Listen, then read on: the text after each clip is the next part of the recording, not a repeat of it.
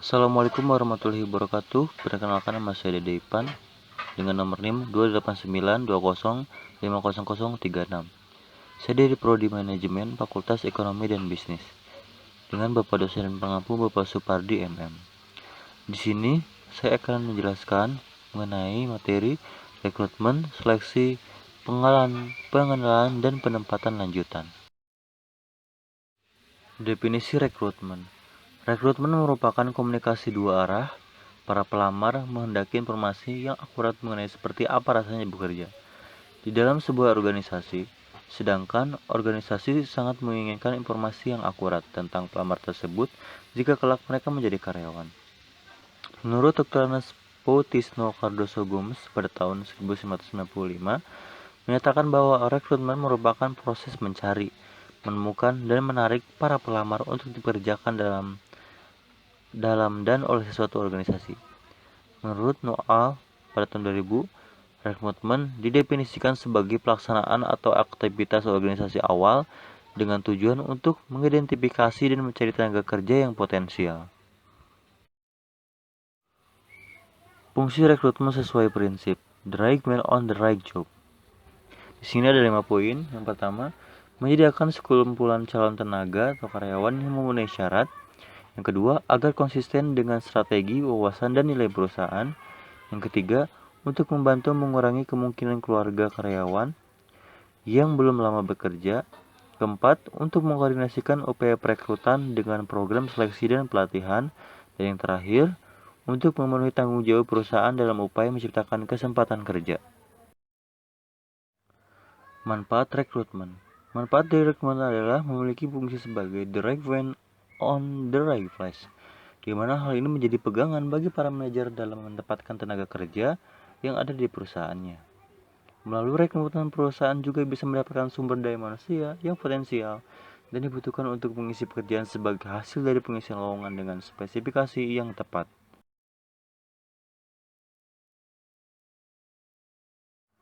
Definisi seleksi. Seleksi adalah bagian dari proses rekrutmen yang berkaitan dengan penentuan calon atau kandidat mana yang harus diangkat ke pekerjaan atau Armstrong the Taylor. Seleksi adalah proses pengumpulan informasi tentang pelamar untuk suatu posisi dan kemudian menggunakan informasi tersebut untuk memilih pemohon yang tepat. Yang kedua, menurut Low pada tahun 2013, seleksi adalah proses lanjutan dari proses perekrutan di mana para calon sumber daya manusia yang telah dikumpulkan melalui sebagai sumber akan dinilai dan disaring untuk mendapatkan calon sumber daya manusia yang paling berpotensial dan tepat sesuai dengan posisi yang diinginkan. Tujuan seleksi.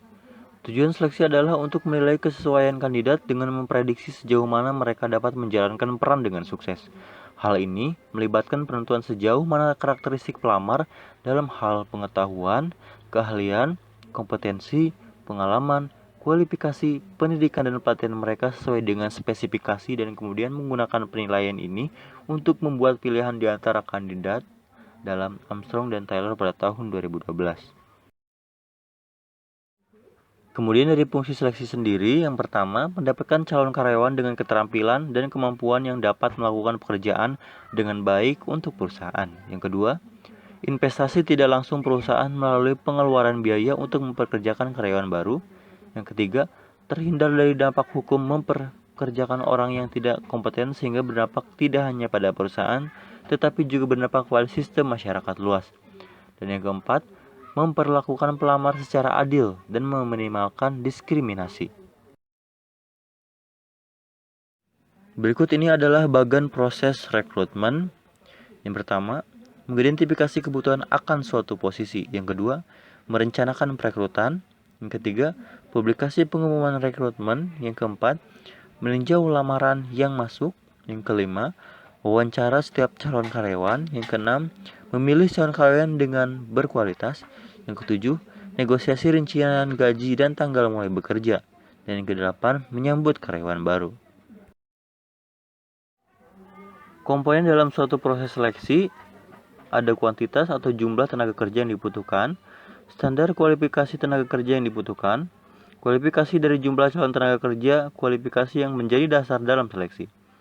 Pertama ada keahlian, pengalaman, umur, jenis kelamin, pendidikan, keadaan fisik, bakat, karakteristik, kejujuran, kedisiplinan, inisiatif dan kreatif, serangkaian alat-alat seleksi.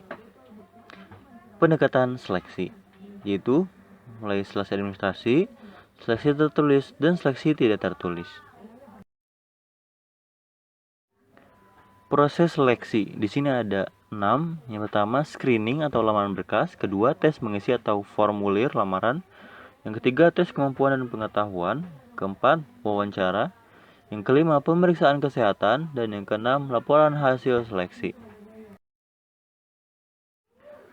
Penempatan karyawan. Menurut IPAI pada tahun 2009, penempatan ialah pengelompokan para karyawan pada posisi kerja tertentu. Hal ini khusus terjadi pada karyawan baru. Pendapat tersebut menegaskan bahwa melainkan harus mencocokkan dan membandingkan kualifikasi yang memiliki pegawai dengan kebutuhan dan persyaratan dari suatu jabatan tertentu, sehingga the requirement of the right place tercapai. Penempatan lebih banyak dibuat oleh manajer. Lalu mengenai jenis-jenis penempatan di sini ada 4. Yang pertama, promosi. Sebuah promosi terjadi ketika seorang karyawan dipindahkan dari satu pekerjaan ke posisi yang lebih tinggi dalam hal pembayaran gaji, tanggung jawab, dana, atau tingkat status keorganisasiannya. Sering pula disebut sebagai proses penugasan kembali seorang karyawan ke posisi yang lebih tinggi. Yang kedua ada pengalihan atau transfer. Pengalihan dan penurunan pangkat adalah dua kegiatan penempatan karyawan pokok yang terjadi di sebuah perusahaan. Pengalihan karyawan manakala seorang karyawan dipindahkan dari suatu pekerjaan ke posisi yang lain yang relatif pembayaran gajinya sama. Begitu pula dengan tanggung jawabnya dan tingkat dalam struktur organisasinya. Lalu yang ketiga ada penurunan pangkat atau demosi. Penurunan pangkat dapat pula dikatakan sebagai penugasan kembali dari seorang karyawan ke posisi pekerjaan yang lebih rendah dengan gaji upah yang lebih kecil, serta kualifikasi keterampilan dan tanggung jawab yang lebih rendah. Penyebabnya dapat berasal dari karyawan dan atau pertimbangan perusahaan.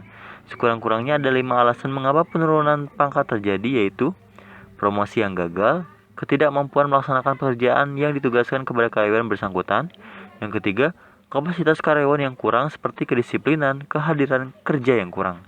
Keempat, pengurangan kapasitas perusahaan, misalnya ada merger dan reorganisasi. Yang keempat, program penempatan pekerjaan.